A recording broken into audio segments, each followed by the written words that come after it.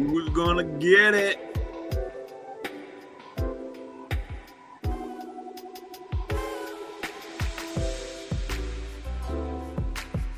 Who's the lucky one that gets the Matt LaFleur? Who's gonna be the first one on to get the Matt LaFleur?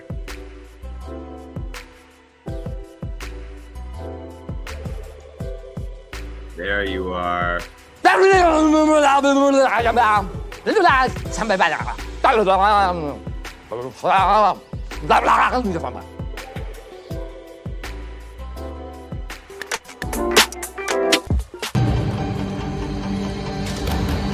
Yo, the lies so that you never make it. Hopeless, so it seems. Eyes closed, candles open wide to embrace your dreams. Sometimes you gotta take a loss just to get the win. Like lots of sin was popping in like oxygen when boxes win. Focus on the mental, never lose like a smooth instrumental. Better choose on the move in a pinto. Choose what I get to, never lose smooth on the move, but it's simple. Never give up and we running it, maybe. We just keep winning, we conquering daily. Envision and pay me, it's never this way. We indigenous, maybe we winning this crazy. Your opportunity, your opportunity, your opportunity, it's your opportunity, your opportunity, your opportunity, your opportunity, it's your opportunity, your opportunity, your opportunity, your opportunity, it's your opportunity, your opportunity, your opportunity, your opportunity. Yeah, it is. It is the Lion Villain Report. I am your host, Russell Wayne, in the Villain Studios right here. And thank you, everybody, for joining the program. We're broadcasting live right now into the Lions Villain Squad with our 52,000 plus in there, going strong over there at Detroit Lions News Podcast, broadcasting there with Joe Chap and the boys. Great content over there. Oh, blue collar, baby. Let's do this. And then don't forget Monday nights with Main Event Mike. Great show last night. He should be joining me here shortly. And also broadcasting live into JC Sports. And that is a YouTube page along with our Villain Squad YouTube page and our brand new partner right here at the NFL Huddle Sports, NFL on Huddle Sports Network on Roku. Join the conversation. Like, subscribe, follow, whatever it is you're doing. Hit that like button. It's free. The like button is free. If you like football content, we do this every day at 10 a.m. talking football, mostly Lions football. Preseason is here. How the hell is everybody doing? It is Tuesday, baby. What's up, Davey? Davey's the first person that gets in there, right? Maybe 10 o'clock isn't the great Tuesday time for everybody right here. And there's Main Event Mike. Seems like a good time for Mike to come in on Tuesday. Good morning, villains. I still ain't got my stuff. I've been looking online right now to try to find something that I can get my drops back with. So, with our no budget, we're gonna try to figure this thing out and get there. Fred Peterson's been helping us out, though. We wouldn't be able to have the stuff that we have, the things that we have because of Fred Peterson. Our fine Patreon right there. Thank you for joining the program. Good morning. It's a great day to be a Lion. One pride. Got Fred Peterson in there. I'm starting to get used to you being the human drop machine. You like that? Yeah, I love that. I've been working on a good LA Knight impression. I want to make sure that I bust it out and I get it down really, really well before I bust it out. I thought about busting it out, a weak version of it yesterday or even today, but I want to work on it because I think it could be an epic drop when I get done with it because, it's a shameless way to go ahead and, promote my wrestling page, which let's see if we can find this here. Are you doing impressions this morning? Because I have a request. You have a request? I have a request for an impression. I want you to do an impression of driving through Chicago at 55 miles an hour and a Kawasaki Ninja goes by. So if you've ever driven through Chicago before, and you don't know this unless you've been in Chicago, and I know that you've been through Chicago, Mike, it's 55 mile an hour through a lot of the I-80 stuff as you're going across the state, right? You're getting into that Chicago traffic, and it's 55 mile an hour. And by the way, if you're going 55 mile an hour on that, you're dead. I mean, unalived. That's what Pete would say. You're unalived in there, because if you're driving 55, it's like this. And then every once in a while, there'll be a Kawasaki Ninja. You'll get yourself up to about 80, 85 mile an hour. You're keeping up with the flow, right? And then you'll see the Kawasaki Ninja with all these people going 85, just zipping in and out, going in between the lanes, Mike. This is not even a lane. It was the space that's, in between the spot you're supposed to keep between the truck and the car. These guys are hitting that shit, dude. I couldn't believe it. I thought that I had a lot of courage on the road, but I'll tell you what, Chicago fans, you guys got the craziest drivers in the United States of America. No doubt. You did it the other day and you said, "View." It was so accurate. It sounded right, spot on. And then you're like, if you're going 55, you're doing this with people that are just going regular speed. You will die on the road in Chicago if you go the speed limit. You just will. It is what it is. But in the Zoe podcast, I gotta put a shout out right here. Great day to be a Viking fan. You see JJ out there. Yeah, we see all of the preseason guys out there in the Zoe podcast. We're all drinking the Kool-Aid, not Viking Kool-Aid, not purple Kool-Aid. We're drinking Honolulu blue Kool-Aid, but we got a whole bunch of guys that are out there that are killing it in training camp too. Oh, wow, look at this guy. You better watch out. Nobody knows about this guy. Every team in the NFL is doing that right now. Oh, my 6th round draft pick. You don't know about him yet. Okay, cool. All right, JJ with the biggest contract in wide receiver history. Nobody is not seeing JJ coming. And he's talking about JJ McCarthy. Very good. JJ McCarthy. Well, just JJ to JJ. Yeah, isn't that going to get confusing for Viking fans? JJ to JJ. JJ's looking good. Is it Greg Joseph, the kicker? GJ. Yeah, but watching JJ McCarthy, it's like he didn't do very good against the best defense he faced. When the 3s and 4s got out there, he killed it, Got a couple dishwashers and a drywaller out there. He toasted them. Killing them drywall.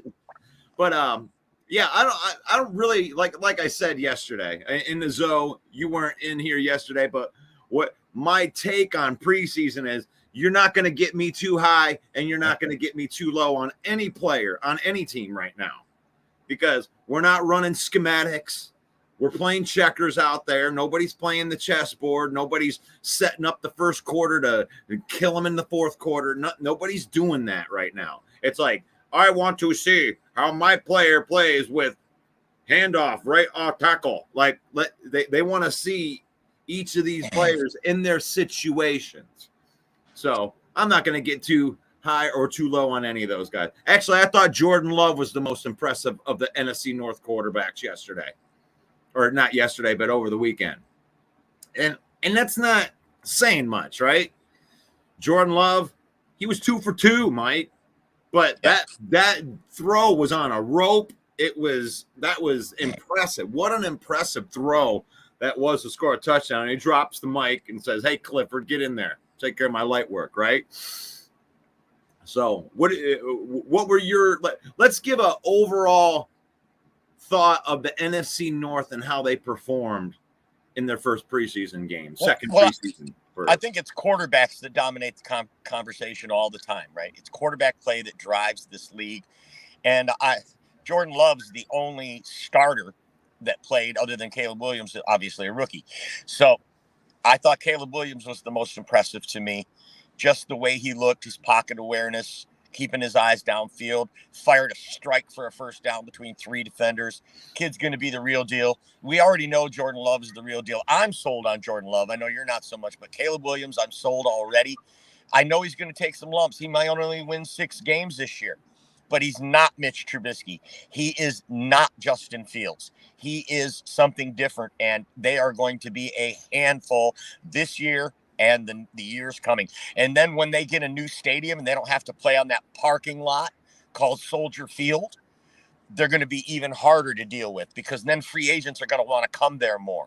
So the Bears, Ryan Poles definitely aligning himself to move into that, top 10 GM conversation. He may not be there yet, but he's definitely making the moves to get himself there. I can promise you this, after that second preseason game by the Bears where they beat the Bills, and by the way, that was against the Bills' number 1 defense, which, don't get me wrong, it's not the same number 1 defense as a couple of years ago from Buffalo.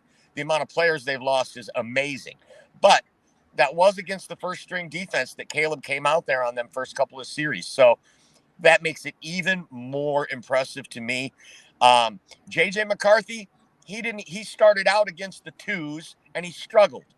And then when he had the 3s and 4s, like you said yesterday, Russ, he hit some receivers that were completely wide open.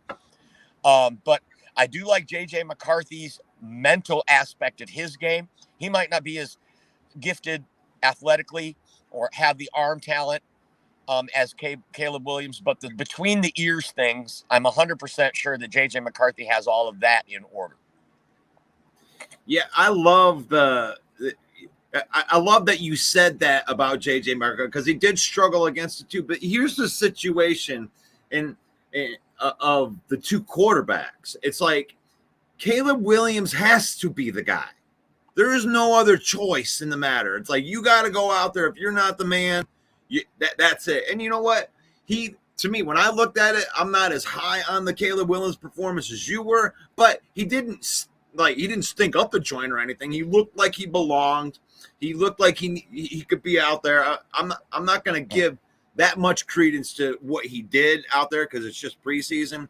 And J.J. McCarthy, he did struggle against the 2s, but here's the thing. They don't have to worry about that. They have Sam Darnold. Sam Darnold is going to start week 1. I don't know.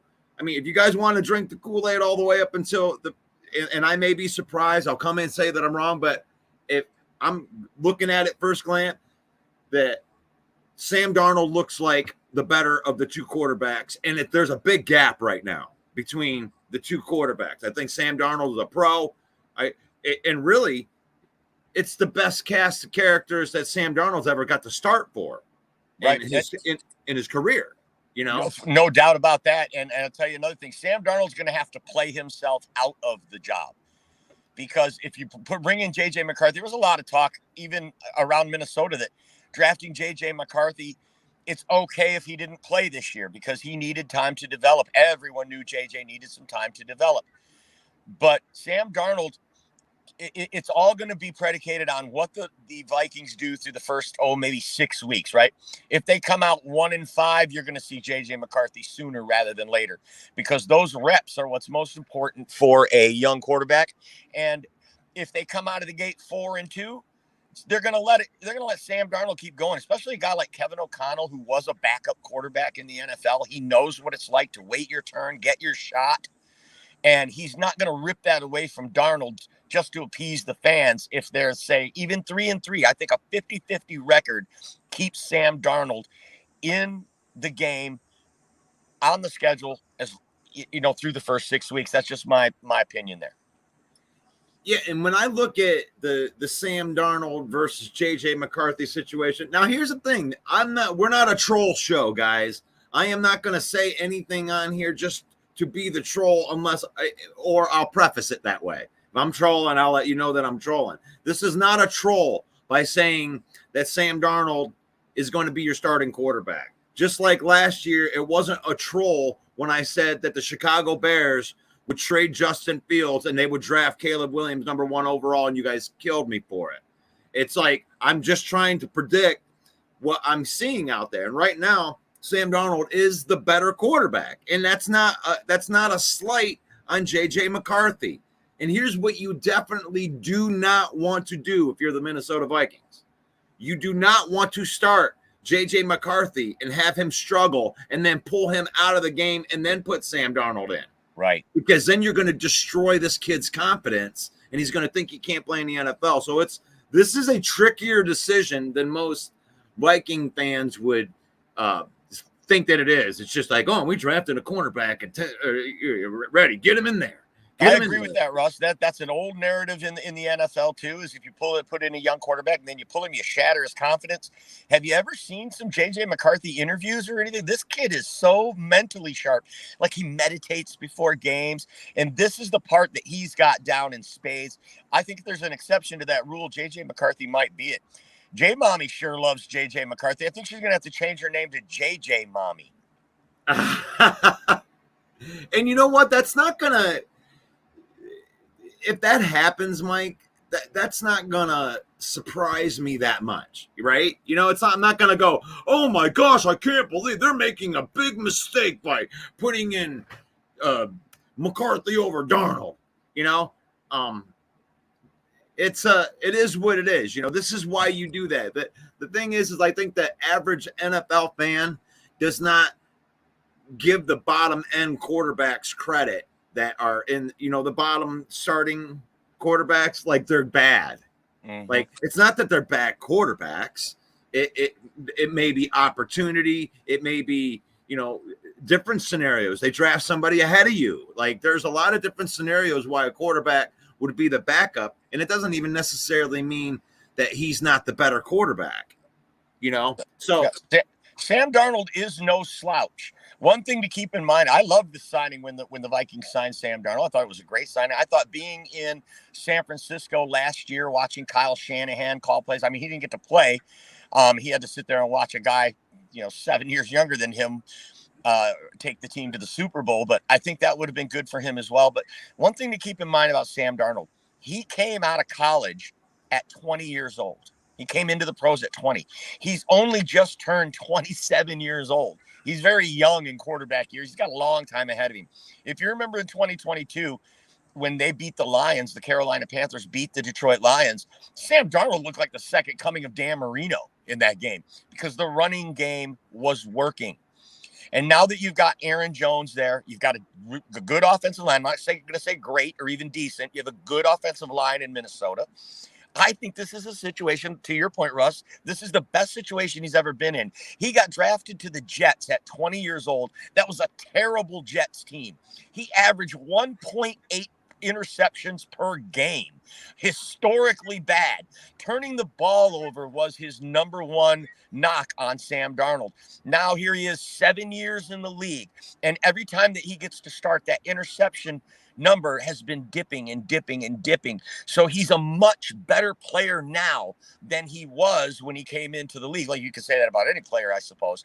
But at the quarterback position, it's so crucial that you grow, develop, and get better, because none of these guys come in right into the league and light it on fire as a rookie. Very, very few and far between. So I think this is a great place for Sam Darnold to be. I think this is a great place for Vikings fans to have Sam. You're very lucky to have Sam Darnold, said no one ever, to start the first game of the season for the Minnesota Vikings, and let JJ come along the right way. Let him see how a pro does it.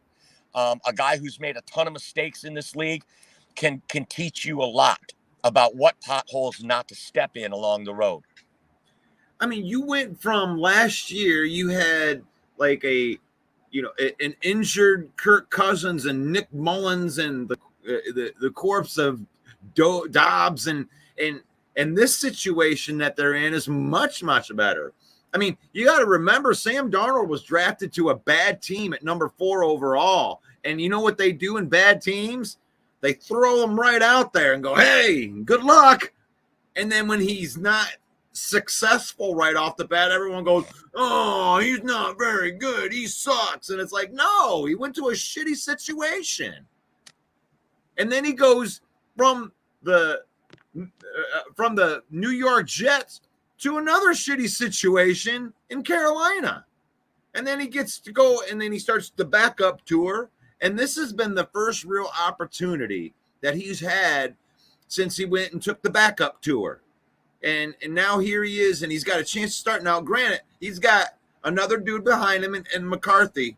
And that's a question I want to throw out to my Viking fans out there is like, are you guys already so sold that you're willing to kick Sam Darnold to the back, take a chance on his mental? And I believe you, Mike. He is mentally strong. The meditation thing, I do give credence to that. I think it's important that you take silent time and really, and look at your life in that way. And McCarthy does that. So I don't think that he would get shaken, even if they put him in and then it didn't work and then they had to pull him out. But why do that when you have Sam Darnold?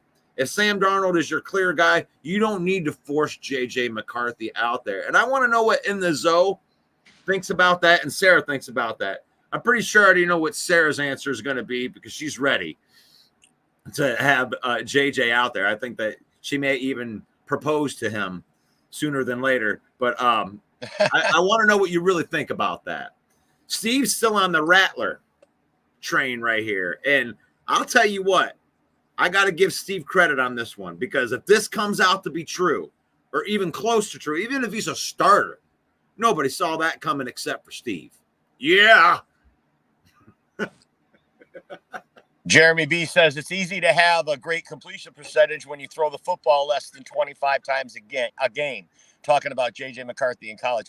Unless you're Justin Fields. Yeah, J.J. McCarthy, the jury, he's proven that he can be a leader. And, I'm not going to overanalyze anybody in college, coming into college, good or bad. You're, oh, wow, look at what he did in college. I'm not, but, oh, my God, he threw so many interceptions. Yeah, look at Josh Allen. Look at these top quarterbacks. Some of them struggled with interceptions in college, maybe because they were on a bad team or whatever. So you got to see what they do here. You got to see. And it did look a little bit fast for McCarthy against the better defense. But but when the defense backed down, it killed him. So there's that word again. Sorry about that. Go Lions, JJ Mommy. Let's get in here to the conversation. We got Jeremy B in here quite a bit. I would say JJ is a typical full college game stat line, 188, 2 touchdowns and 1 pick versus the 2s and 3s. I mean, that's cool. I mean, I think that we're trying to undersell right here. Is that what is that the strategy here, Jeremy? We're going to undersell what JJ McCarthy's doing. Come on. That's the only secondary in the league that was worse than the Vikings. It's the Bills. Okay, so we're undermining that. So he doesn't get a credit for actually making the throw. Because the thing is the stat line's there, Jeremy. It's there. He did it. And, I mean, however it happened, like, I don't like the micromanaging the win or micromanaging afterwards and being like, well, that one throw could have been a little more accurate. Oh, man, they could have opened up that hole a little bit more on that one. And next time they might not be able to do that. It's like they did it. They made it work within that play. He scored the touchdown. He threw 2 touchdowns and 1 interception.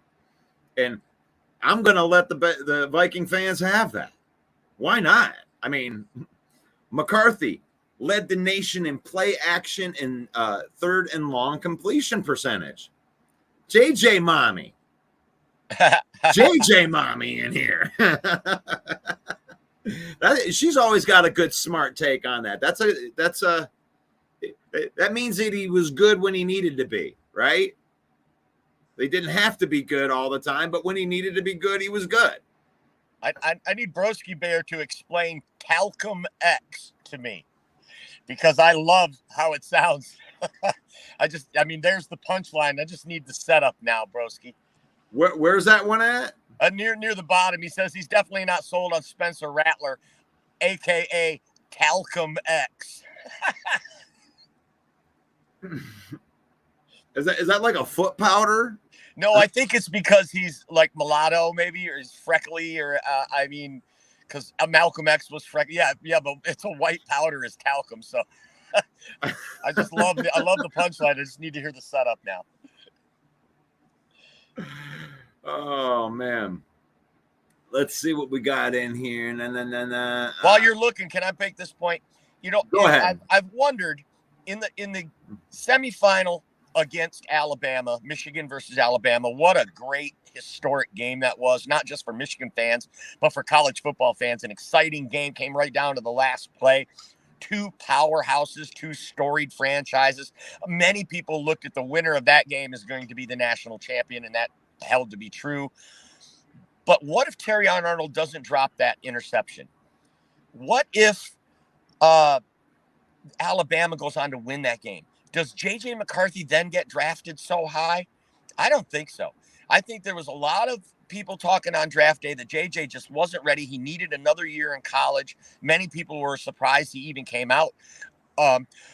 There was an article that came out that said J.J. McCarthy stays another year, he goes in the top 10. If he comes out now, he slips to the back of the first round. And then, of course, Kwesi surprised everybody, jumped up and took him. But I will always wonder that if Michigan would have lost that game to Alabama, if J.J. McCarthy would have went as high as he did. Put it in the comments. Let me know what you think. I think that's a great point. Terrion Arnold, in fact, that dropped that interception. I could be wrong on that. And it might not have been Terrion Arnold, but you are right. I mean, think about how close like legacies are defined. I mean, when you look at Matt Stafford, that Jaquiski Tart interception that was dropped in the back of that end zone, what would we be talking about if San Francisco had won that game and Stafford was the one didn't go to the Super Bowl that year? Yeah, they would be saying that the Lions won that trade hands down. And hands down. And that's just proves to me. And to me, I'm not going to argue one way or the other. The thing is he did drop the ball. Stafford did win the Super Bowl and he got what they wanted. But that is the line right there, guys.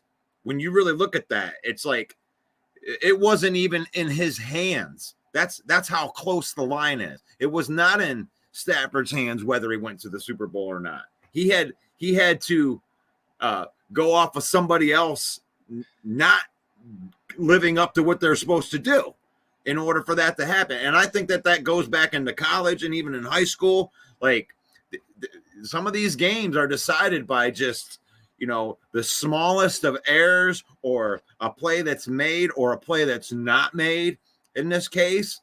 So it's like J.J. McCarthy, if they would have dropped that ball, I think you're absolutely right, Mike. I think that the conversation would be 180 degrees in the other direction. He might have been a second or third round pick if that had happened. They didn't win the championship.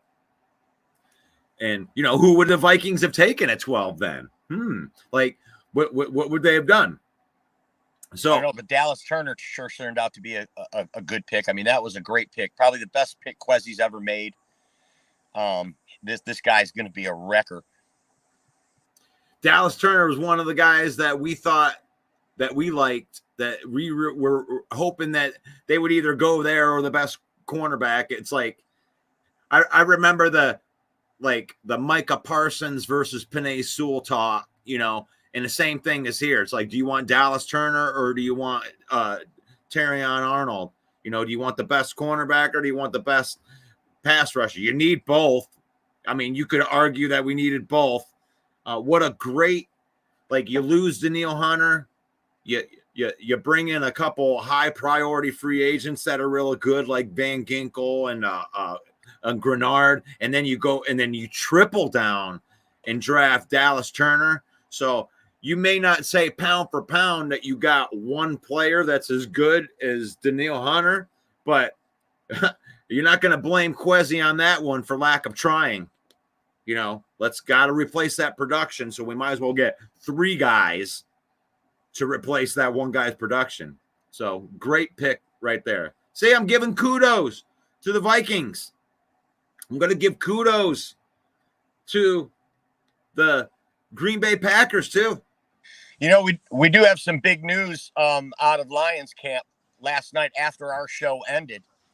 The main event show, which happens every Monday night at 7 p.m. Plug. They had a night practice. The Lions had a nighttime practice. They had an evening practice.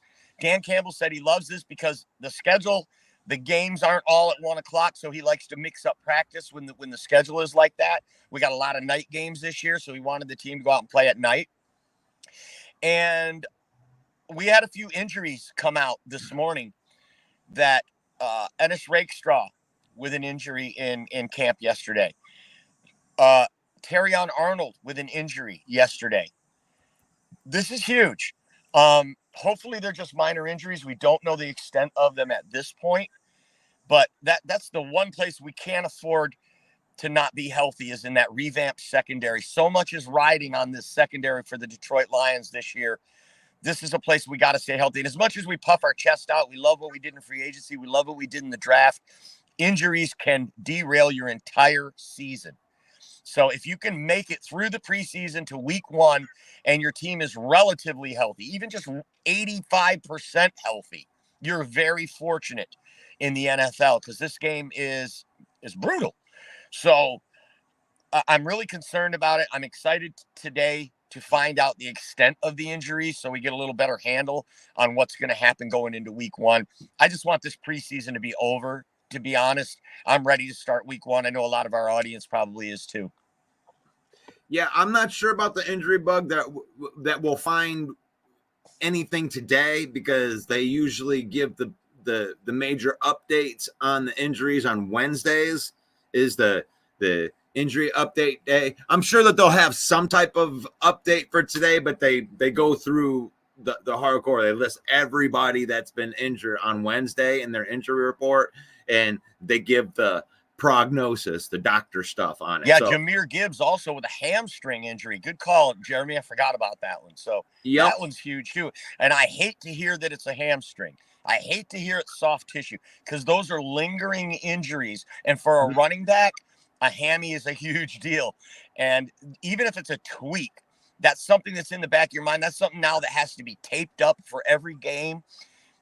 Just ask Christian Watson. I mean, these are the kinds of injuries that can derail a season for a player. And I hate to see it happen to Jahmyr Gibbs coming into his sophomore year where everyone's expecting big things. We know that the sophomore slump is real. Running backs typically in their second year do hit a wall. And this is not the year for that to happen to Jahmyr Gibbs. Yeah, but like I say, I don't get too high or too low on any of these injuries because there's a lot of things that when people they have precautionary injuries. I think that the injuries where they take people out of practices are a lot less during the preseason because they are trying to save guys. Like it could go anywhere from a hamstring where it tweaked it's a precautionary, let's take him out of the practice for the rest of the night, all the way up to he may have re-injured the injury that he had last year that kept him out 2 games, and which would put his week 1 status in jeopardy. So there's a big swing as to where these injuries are. Was it I'm pulling you out because it's the precautionary thing, or is this a lingering issue that's going to last a long time? So that question hasn't been answered. I'm not gonna. It is big if it is, if it's a lingering injury, but I don't think all those guys have lingering injuries.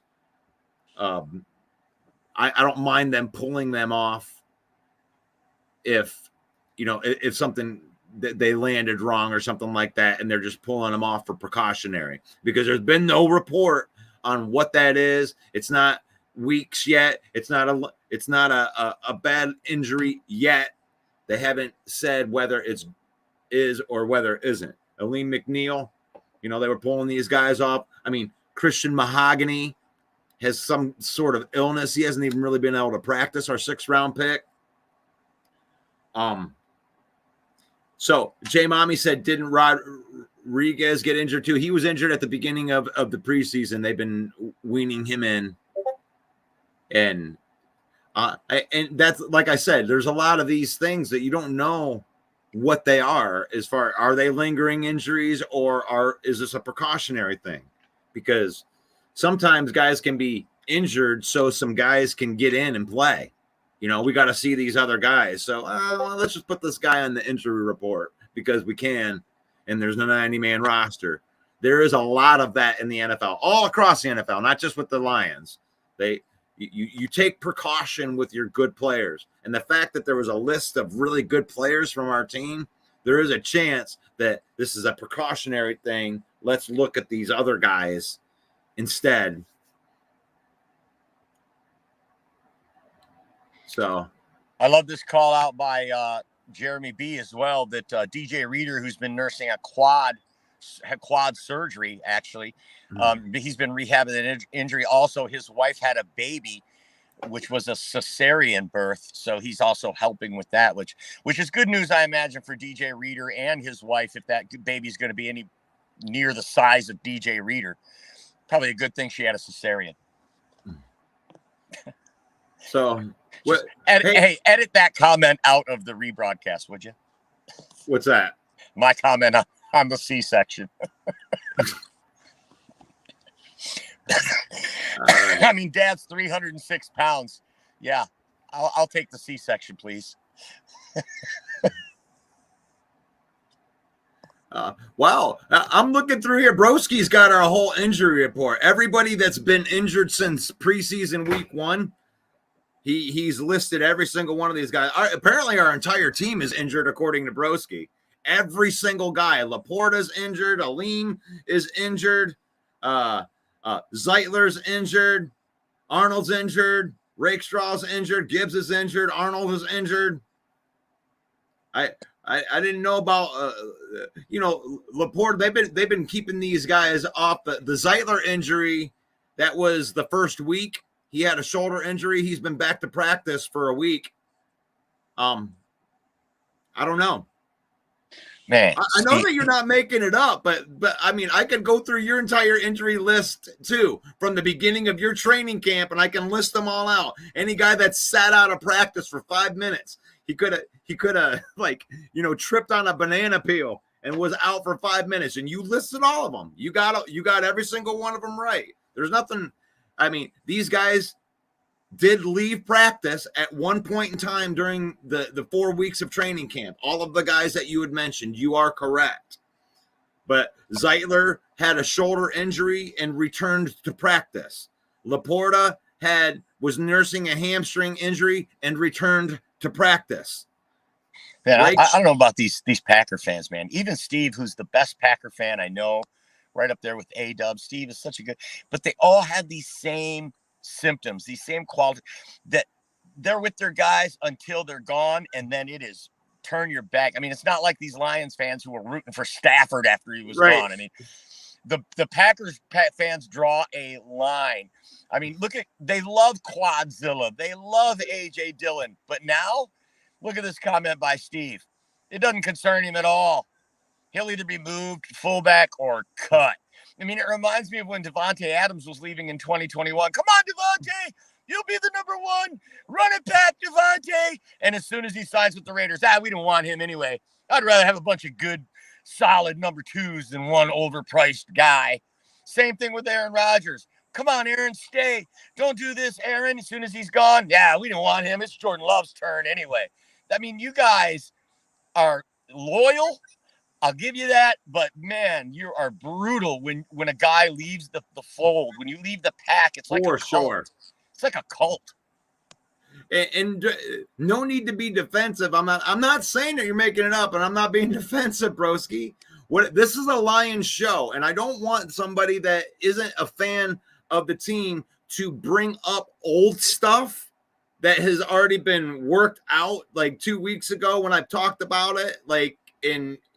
I don't want you to bring up old stuff and take the rest of the Lions fans that are coming on here for information to think that these are new things, broski. I'm not saying you're saying bad things or that you're saying untrue things. I'm saying that you're saying dated things for my team. The newest injuries are Aleem McNeil was mentioned. Terrion Arnold was mentioned. Rakestraw was mentioned, and Gibbs was mentioned. Everybody else that you mentioned was not correct to the day that we're on. We do a daily show here. I'm not going to go back and be like, 2 weeks ago, Zeitler showed up on the injury report. I'm not going to do that because I already spoke on Zeitler and what that would mean 2 weeks ago. And then he returned to practice. So I'm trying to make sure that you don't put wrong information out to the fan base that I'm trying to cater to the most, which is the Lions fans, because this is a Lions show. You're more than welcome to be on here, but I am not being defensive. I'm trying to keep correct information out there. And I'm not saying that you're wrong. I'm just saying that you're late. I think you and Broski have a zodiac conflict. Yeah, I don't know what sign he is, but he likes to agitate the Lion fans. I know. He takes everything you say the wrong way, and you take everything he says the wrong way. And as an outside observer, I'm like, what are you guys beefing about? You basically agree. I think it's a zodiac clash here. Put it in the comments, Broski. We want to know what's your sign. So I'm going to look that up on the zodiac book and see if you and Russ are just natural zodiac astrological enemies. See, Broski, right here in our Zodiac conflict. This is how you ask for injury updates. You don't ask for injury updates and then list 9 guys that aren't on the injury update for today. You know, you ask for injury updates, and then I will give them to you. I'll give you the latest ones, and I did that. I thought I did that, right? My only problem is when you add people that aren't on today's injury list, since this is a daily show. I'm not trying to. Let's see. Nate Davis isn't playing. Tevin Jenkins just got hurt. Your starting left tackles. See, you see, come on. Let's not get into this injury slinging contest right here. We've given the injury updates. Really interesting. The Lions don't play the Vikings until week 7, and they don't play the Packers until week 9. So all of the division games for the Lions, most of them, I should say, are backloaded on the back end of the schedule. So it will be interesting to see what the health of these teams are when they face each other, right? I think it's the Bears. We don't even play them until Thanksgiving. Is the first time we play the Bears. So everything we're talking about now is going to be a moot point by then. There'll be new injuries. Guys we're talking about now will be healed. So when these two teams go at it, I want to see you and Broski going at it too. Hey, it's going to be good. The thing is like I can tell that the team is garnering a lot because we don't usually have this many people from the other teams coming on to the show and talking trash and trying to get under our skins and everything like that. Zeitler is back to practice. Thanks for the update. Yep. And by the way, DJ Reader has been injured the entire time, and we've known that he's been injured the entire time. And the update on DJ Reader, I guess, since you mentioned him, is he may play week 1, and that's never been in question. That he might play week 1. He might miss week 1. Okay. As far as Zeitler goes, he should be good to go unless something is re-injured or out there. They took him out for precautionary. Laporta has been, I think that he did something to that knee, from last year when he had that. He did something in the offseason to help get that better. They're saying it's a hamstring. It's a hamstring. So, that's an issue going into week 1. But the thing is like we're trying to get these guys available for the whole season. We want the long game. Like when it comes to like Jahmyr Gibbs, if it's like you said, soft tissue, we have David Montgomery, and we like what Simone Vodke and Craig Reynolds are doing. You can give. That's the good thing about having 2 1,000-yard rushers is because if one of them is injured, you can lean on the other one. And right now, I like David Montgomery as a guy. And even if Jahmyr Gibbs could be available for that week 1, but you could take an extra week or 2 to have him make sure that injury is completely healed, I would rather them do that. What do you guys think about that? Like, let's just say that this Jahmyr Gibbs injury is a little bit worse than we think that it is. Let's not rush him back. What do you think? Do you think that they should try to get him nice and healthy and get him in there for week 1, or do you like the precautionary? Do you think that we can lean on David Montgomery in the depth of our running back room if he has some kind of injury? Would you give him an extra week to make sure, that you can get a fully healthy Jahmyr Gibbs? What do you think, Mike? I think you set him down and you don't play him at all until game 1. That's what I think. Jahmyr Gibbs is too valuable to this team. He's a real asset. He's an asset to your fantasy team, and for that reason alone, for Russell Wayne's fantasy team alone, he should be benched until week 1. For I don't have him on my fantasy team. I mean, I thought you had him in a keeper league. Now I have Amon-Ra St. Brown in a keeper league, so I'm going to say be precaution when it comes to sit down and get more Amon-Ra St. Brown and Laporta targets, because I have the other 2 Lions guys on my keeper league. Well, Jahmyr Gibbs is too valuable to this team to risk it. He didn't play in the first preseason game. I mean, Dan Campbell came around and said the starters aren't going to play, even whether he was injured or not. Dan Campbell said the starters probably aren't going to play. Oh man, I think it's so for me it's hilarious to look through our comments, and then you're watching different fan bases interact with each other, and it really comes in. Any of your guys, Mike, that you like right now preseason, it's just preseason.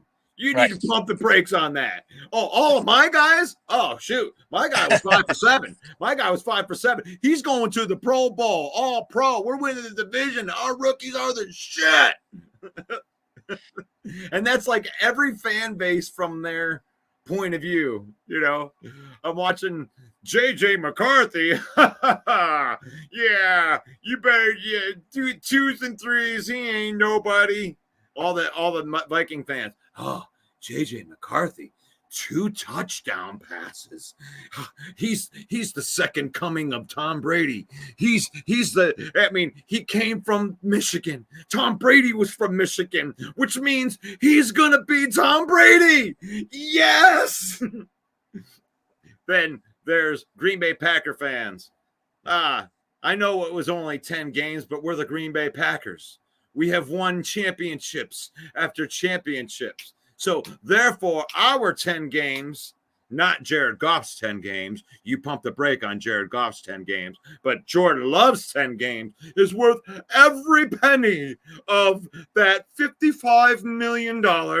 Jordan Love will be our 3rd Hall of Fame quarterback in a row. Hard to argue with it. They haven't finished last in the division since I had a full head of hair. That was a long time ago. But it seems like the Lion fans are the only ones that are realistic to it. We're harder on our team. Oh shoot, man! Who's going to step in for that 3rd backup offensive lineman position, Mike? Who's going to be our number 5 wide receiver, Mike? Oh my gosh, we got to worry about all these other things. That's a Lion fan because we have PTSOL. We're so used to losing that we just think that they're going to pull the rug out from underneath of us.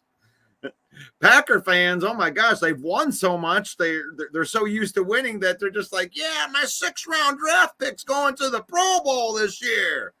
And you're like, yeah, they are. They are going to the Pro Bowl this year because they're the Packers, and it's Jordan Love, and he is going to be the guy. He might be the guy. But Jared Goff might be the guy too. He's the one that won the division last year. He's the one that, but we can't be confident about our guy. Don't be confident about our guys. We shouldn't be, because we have this. Where's our guy right there? There you go. This is what we suffer from. Post-traumatic, same old Lions. I wish that we could have the confidence of these Bear fans. God, those guys draft 2 guys, and guys, we're 15-2. We're going to the Super Bowl, year 1. You guys aren't ready for us. It's like you won 7 games last year. And I envy it. I envy the confidence, guys. How do you get that much confidence? we win the division, go 12-5, go to the NFC Championship, and we're trying to see if we can make the playoffs this year from a Lion fan perspective. I mean, I'm not saying that there isn't some Homer Lion fans that are out there saying 15-2, but the majority of the Lion fans are here. I mean, they never won the division before. Look, we're going to win 2 divisions in a row. Yeah, I don't know. Lots of things can go wrong, Mike. In our season, I don't know. Wait, should we have all this confidence, Mike? Hey, should we? Preseason. Everybody's confident in the preseason. Except for like Mike Tyson says, everybody's got a plan until you get punched in the mouth. And that offensive line of Detroit's going to be a bear for anyone this year who has to play us. So it's all about injury, right? It's all about staying healthy. On paper, the Lions have the best starting from 2 to 53 in the division, and I don't think that's really debatable. Even Packer fans and Bear fans can admit that this team is now loaded with talent. The Super Bowl window's open for this team. So I don't think that they agree with us. To be confident. I think all the teams in this division have a reason to be confident. Besides the AFC North, this is the toughest division in football now. I agree with that. I do agree with that part of it, because the NFC North will be the strongest division. It might be the strongest division in the league. No, AFC North is stronger probably with the Bengals, Ravens, Browns, and Steelers. Those are all playoff teams. Okay, from last year, yes. I mean, nope. There's a lot of people that think like a team like are you really that confident in Joe Burrow? 100% that confident. The team is very good around him. They almost made the playoffs last year without Joe Burrow. With Jake Browning playing quarterback, they almost made it. They finished 9-7, or 7, yeah, somewhere around there. 9-8, I think they finished. But they almost made the playoffs as it was. The Cleveland Browns went in at 11-5. The Ravens had the best record in the league. The Steelers made the playoffs. So 3 of those teams made the playoffs last year. So, yeah, they're the best division in football. Well, and they cannibalize each other in the competition there. They are so competitive against each other. That Steelers Ravens is probably the best rivalry in the whole league. Well, but now think about that. What about the Lions? We were 12-5. The Packers made it in at 9-8, and then there were 2 teams that were 7-10. And didn't you just say that this division got a lot better? Correct. So the 2 bottom teams finished 7-10, and they got a lot better. Yeah, we got a lot better. The Packers got a lot better. So wouldn't it go to say that we might have 2 double-digit winning teams, with another couple teams being 8-9, 9-8? Yeah, but I still think I still think this division finishes second behind the AFC North, even with all that said. But I'm making an argument that there's also a possibility that the AFC North might finish second behind the NFC North. Mm-hmm. It's possible, especially if the Green Bay Packers are as advertised. If they make that jump and we are going neck and neck, and Caleb Williams is who you say he is, and man, we're gonna have to worry about this guy, right? That's 3 stud quarterbacks right there. What are you talking? Maybe 3 top 10 quarterbacks if this shakes out right there, and Goff probably the one on the back end of it, just because he doesn't move in the pocket. Right, we could see it this year where the NFC North produces 3 playoff teams for sure. That could happen. And the Bears with a rookie quarterback on the back half of the season, that's one thing that does bother me, is that we don't get Caleb Williams early in his career. We don't get him until Thanksgiving. So he's had some time to take some lumps, and the game has slowed down for him. So that's going to be concerning for me. And then Broski puts here in the comments that he thinks the Bears match up well against the Lions. I agree, Broski. You have a very strong secondary. We're a little weak at wide receiver. We're a little thin, I should say, at wide receiver. Your offensive line is the question mark on your team. our defensive line is a question mark on our team right now. We don't know who's going to be rushing the passer opposite Aiden Hutchinson. And DJ Reader has an injury history coming onto that defensive line. We've already lost Kaminsky. So I agree 100% that the Bears do match up well against the Lions. I think we saw that in the 2 games against the Bears last year, where they beat us in Chicago and they almost beat us in Detroit. So we scored 12 points in 4 minutes to pull that game out, or we would have got swept by the Bears. So I absolutely agree with that, Broski. The Bears are going to be tough, especially against matchups. When you look at Keenan Allen, DJ Moore, and Rome Odunze, we are counting on our new secondary to be able to hang with those guys. And then you've got Cole Kmet coming off the line as a tight end, a good, solid tight end. Lions historically have had a hard time against tight ends. They've been the worst team in the league statistically against the tight end. So 100% agree with that, Broski. It's a tough matchup, but I think there are some intangible things that the Lions win that battle hands down, and that is experience at the quarterback position. We have a better running game at this point, a better offensive line at this point. So we'll see. DeAndre Swift, by the time Thanksgiving rolls around, he might have a sprained toenail and have to miss the game. But in his defense, DeAndre Swift's been pretty damn healthy since he left Detroit. Yeah, and this is the thing. This is what I love about Lion Fan, because that was a tremendous show of respect for what the Bears have done. Really, when it comes to the player personnel, what Ryan Poles has done there, like if you're just going player personnel, the Bears might be the scariest team, like the biggest threat. But the thing that I think where Green Bay has them hands down is LaFleur's a much better coach than Eberflus, and I think that's where it fails. That's where I think that the Bears, they got a whole bunch of players that reminds me of that Eagles team that got Asumwa, and they had the 2 great cornerbacks, and they're like the dream team. And it's like you got a lot of players that have never played with each other before, and you got a coaching staff that has been proven not really to be that good. So Caleb Williams might be able to save Eberflus's career, but I'm never going to be convinced that Eberflus is a good coach. Well, if you remember last year, the Bears did not start out well, and everybody was talking about how Eberflus was on the hot seat. And then they had a Monday Night Football game against the Washington Commanders. And everybody was saying that Eberflus, this game could be the end of Eberflus. And they came out and played, hands down, their best game of the season. Justin Fields had his best game as a pro. You remember some of them dimes he was throwing to DJ Moore in that game, and they trounced the Commanders. And that was a turning point in the season for the Bears, because the following week they got Montez Sweat, and Matt Eberflus took over calling the defense. He's a great, great defensive coach, Russ. Whether he's a good head coach or not, I mean, that's debatable.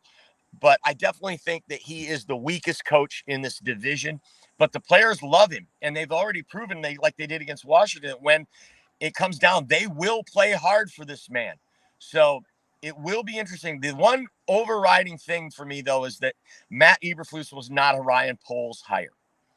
And we've talked about this before. If Ben Johnson goes to Chicago, look out. Yeah, I'm not 7-10 does kind of put him in that bad coach spot, but it is what it is. You got different personnel now, and you can save it. And if you're a believer in Eberflus, that's fine. Extend him, like let him be there.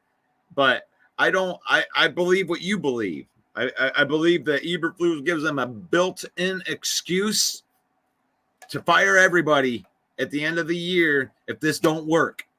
And unfortunately for the Bear fans, if Caleb Williams does bail him out, you might be stuck with Eberflus for a little while. Right. And I don't think that he can outcoach the best coaches because the thing is like, there's no doubt in my mind that the Bears are a better team. It's not as hard to make it into the middle of the pack as people think that it is. It's getting to the top end where you're talking like the top 4 or 5 teams where you can actually coach against Andy Reid? Who are you coaching against? I mean, it's something to think about. We just got to 11 o'clock, so we're going to invite all of the people that are over here from the Huddle Sports Network. Thank you for jumping over, because we turn into a pumpkin at 11 o'clock over there, because the Huddle Sports Network has a lot of good shows, and the 11 o'clock show starts over there, and we don't get to interrupt that. But sometimes we go a little bit over, which means that we're still over here on the Villain Squad page. We're still here on the YouTube page, JC Sports, the Detroit Lions News Podcast with Joe Chapp and the boys. So welcome, Huddle Sports Network over here. And I got to bounce, Russ. Have a great day, villains. Great day, great ones. Mike, that is Main Event Mike. That is his. You can catch Mike. I got to plug in my laptop. 1 second, folks. You can catch Mike on Mondays. Monday nights at 7 p.m. And then that is the Main Event Football Show. Dun, dun, dun, dun. He talks some football. Let me get him in here. He talks NFL football. He didn't like that picture of Roger Goodell in there. He hates Roger Goodell. But I just wanted, he's the representative of the football right there. But it's mostly Lions in here. But we do invite all of our other people in there. Thank you to everybody that is watching the program right now. I'm going to get this other music in here, because I don't have to be done, but I can get in here. But I love talking with Broski. Broski, yeah, I love that you get under my skin a little bit. It's good. It's good. It's good for the soul to be it's good to be challenged, right? Or maybe you bring up things that I might forget. And I appreciate that, even though it gets under my skin. I don't like talking about my injuries. It is part of the game. I don't want my season to be derailed because of injuries. And so far, so good. It hasn't been, our seasons haven't been derailed because of injuries and some of these chances that Brad Holmes takes by bringing in these guys that are injured, because it works a hell of a lot more than it doesn't. And I actually like the fact that Brad Holmes isn't going to free agency to try to plug the holes on a team, like the long-term holes. It's not long-term answers in free agency. But this is the Main Event Football Show with Main Event Mike. You can check them out on Mondays. It's good preseason talk. Luckily, we only have 2 weeks left, and then we're going to get into a real game. And then you'll get all of these lies that they tell during preseason, trying to keep their cards close to their vest. And that's what they do in preseason. All the teams do it. You don't really want to show anything in preseason. That's why I don't put too much into the stats. You don't want to show a ton in preseason. What you want to show is that your players kick ass real quick, and the quicker they come off the field in preseason, usually is the better, because you're playing checkers. Preseason is playing checkers. You're not game planning. You're not trying to set somebody up. Because one of the best things that not Brad Holmes, but one of the best things that Ben Johnson does as a coordinator is he'll set you up with a look early, and then he'll do something opposite later and get a big play out of it. He'll set something up in the first quarter. He'll set something up in the first game to do it in the 8th game. And that's the chess game. That's the game that you're not going to see in preseason. Preseason is, I want to see my personnel in this play. in this situation. And then the next situation is a completely different situation. You're not trying to chain plays together in preseason. You're just running plays. Checker, king me, moving my piece one spot. Chess, that's where you're trying to set up the coordinators. You're trying to show them a look to where they think it's one thing, and then all of a sudden, oh no, it's this guy out of the backfield. You want to do that. You don't do that in preseason. We realize it really fast when we're watching preseason. We get so excited for the preseason, and then 5 minutes into it, you're like, oh my gosh, this guy's not even going to be on the team. Most of these guys aren't even going to be on the team in 2 weeks, and I got to watch them play. It is what it is. Sarah was in here a couple days ago. She's in here right now. Sarah. I'm not seeing Sarah in here. She might have been in and out of there, but she gave a suggestion. We might be trying something. I don't know how you guys feel about this, but starting on the Steelers game, I want to do an audio game coverage. The Villain Cast. We'll have it on there.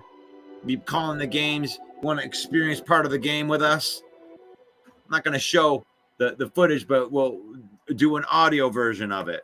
Mike wants to take his shot, put his hat in the ring over, calling the play-by-play. So I'm probably going to do this first one on my own just to see if we can't get this thing working. Because I don't want to get kicked off of my YouTube. I don't have a lot of YouTube subscribers for the Villain Squad. And so we're going to put it exclusively on our YouTube while we test it out. The Villain Cast. Steelers versus Lions. It's the home game. With your host, Russell Wayne. We're going to start coverage at 12:30. So let's freaking go. Yeah. So I hope everybody's has a great day. I wish the best for you guys. Because it's faith, family, and football on this show. Faith, family, and then football in that order. You may be a Bear fan, you may be a Viking fan, you may be a Packer fan or a fan of a different team other than mine. And I won't hold your poor taste in teams against you, because as human beings, we're all human beings, and I want you to hit your goals. Like, say a blessing over your life that the things that you're putting your mind and your effort into, I pray that you reach those goals. I pray that you reach any of the aspirations that you have, anything that you're working for. I pray that it comes to fruition. I pray for your family, that you're healthy, no matter what team that you root for. I pray that good things happen in your life, that blessings happen in your life. And I'll leave you with this, like I leave every show right here. But may the Lord bless you. May the Lord keep you. May the Lord shine his face upon you until we meet again, which will be tomorrow morning for the Lion Villain Report. Peace out. Hey yo, the lies so that you never make it, hopeless so it seems. Eyes closed, canvas open wide to embrace your dreams. Sometimes you gotta take a loss just to get the win. Like lots of sin was popping in like oxygen when boxes wet. Focus on the mental, never lose like a smooth instrumental. Better choose on the move in a pinto, choose when I get to. Never lose smooth on the move, but it's simple. Never give up and we running it maybe. We just keep winning, we conquering daily. Envision and pay me, it's never this way. We indigenous, maybe we winning, it's crazy. Your opportunity, your opportunity, your opportunity, it's your opportunity, your opportunity.